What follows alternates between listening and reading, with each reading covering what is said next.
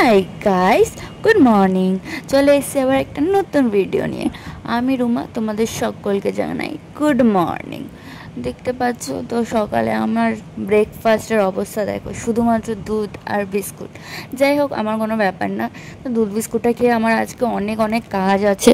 ঠিক আছে, প্রথমে যাব ব্যাংকে, ওখান থেকে যাব সোনার দোকানে। তো তারপরে আরও বিকেলের দিকেও আমার বেরোনোর আছে। তো দেখতে পাচ্ছ রেডি হয়ে গেছি, এবার যাব। দেখতে পাচ্ছ, তোমরা দেখো, শুধু একবার দেখো কত রোদ। আমাকে সানগ্লাস পরে বেরোতে হচ্ছে, কিন্তু এর পরে দেখবে পরে কি দেখতে পেলে। দেখো শুধু, মানে আমার মুখের মতন আমার কপালটাও খারাপ। কি সুন্দর রোদ দেখে বেরোলাম, কিন্তু বৃষ্টি। আর দেখো ব্যাংকে গেলাম, কিন্তু ব্যাংকে আমার কাজটা কিছুই মিটলো না। সোনার দোকানে যাচ্ছিলাম, তখন দেখলাম দোকানগুলোও বন্ধ হয়ে গেছে আমার বৃষ্টির চক্করে। কোনো কাজই আমার মিটলো না। অবশেষে মনটা খারাপ করে, মনটা দুঃখিত দুঃখিত করে চলে এলাম বাড়িতে এসে খাবার দেখে মনটা আবার একটু খুশি হয়ে গেল। কারণ আমি একটা মাছকে খুব ভালো একটা রেসিপি রান্না করেছিল, জানি না এটা কী করেছিল, ইলিশ মাছ করেছিল।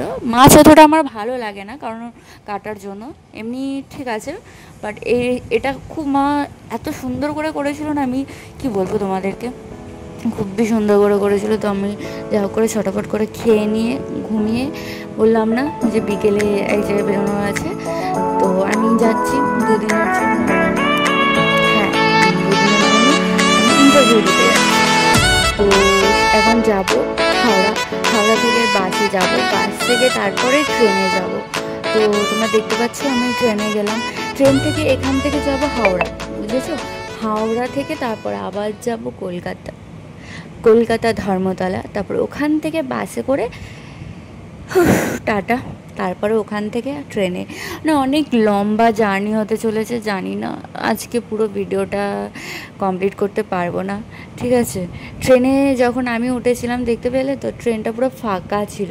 তারপরে দেখো কত ভিড় হয়ে গেল হঠাৎ করে ট্রেনে, মানে ভাগ্যিস আমি জায়গাটা পেয়ে গেছিলাম বসার জন্য, নাহলে হাওড়া পর্যন্ত দাঁড়িয়ে যেতে হলে আর আমাকে দেখতো তো না। কেন জানি না, আজকে না সকাল থেকে আমার হাতে পায়ে প্রচণ্ড পরিমাণে ব্যথা, আর আজকেই আমাকে বেরোতে হবে। এরকমই হয় হয়তো, কোথাও বেরোনোর আগে সব কিছু প্রবলেম চলে আসে। দেখতে পেরে হাওড়ার এই অবস্থা, হাওড়াটা এত ব্যস্ততম জায়গা কেন কে জানে, কিন্তু ঠিক আছে, কোনো ব্যাপার না। কিন্তু এই রাতের কলকাতা মানে একটা অসাধারণ ব্যাপার, আমার তো খুব ভালো লাগে। কিন্তু রাতে জানোই কলকাতা মেয়েদের জন্য এখনও পর্যন্ত, মানে দেশ স্বাধীন হওয়ার পরেও, এত বছর পরেও মেয়েদের জন্য আদৌ কি কোনো জায়গা সেফ? কলকাতার মতো এত বড় একটা শহর, কিন্তু তাও আমাদের জন্য সেফ না। এত সুন্দর, সব কিছু দেখলেই যেন মন ভালো হয়ে যায়। কিন্তু যাই হোক, মন খারাপ করে লাভ নেই। দেখো তো ঘড়িটায় দেখে তোমরা জানাবে, হ্যাঁ, যে ঘড়িতে কটা বাজলো। যাই হোক, আমি বাস ধরে নিয়েছি। আর এখন বাসগুলো না মানে খুব ভালো করেছে আর কি, কয়েকটা বাস নতুন নিয়ে করেছে ধর্মতলাতে, খুব সুন্দর করেছে। তো যাই হোক, তোমাদের বাসের ইয়েটাও ট্যুরটাও করিয়ে দিলাম। তো কেউ যদি যেতে চাও, টাটা, এই ধরনের বাসগুলো আরও অনেক জায়গায় যায়, যেমন দীঘাতে যাওয়ারও বাস কিন্তু এরকমই, ঠিক আছে? তো তোমরা যে ট্রেন ছাড়া বাসে যেতে চাও, তারা এইরকম একটা যদি বাসে যেতে পারো। আমার তো মনে হয় না ট্রেনের থেকে কিছু খারাপ আছে, কারণ তুমি আরামসে সুন্দরভাবে, কিন্তু এটাতে একটাই সমস্যা হবে, তুমি যদি ব্যাগ নিয়ে আসো তাহলে তোমার অসুবিধা হবে, কারণ তোমার সিটে রাখার তেমন জায়গা নেই।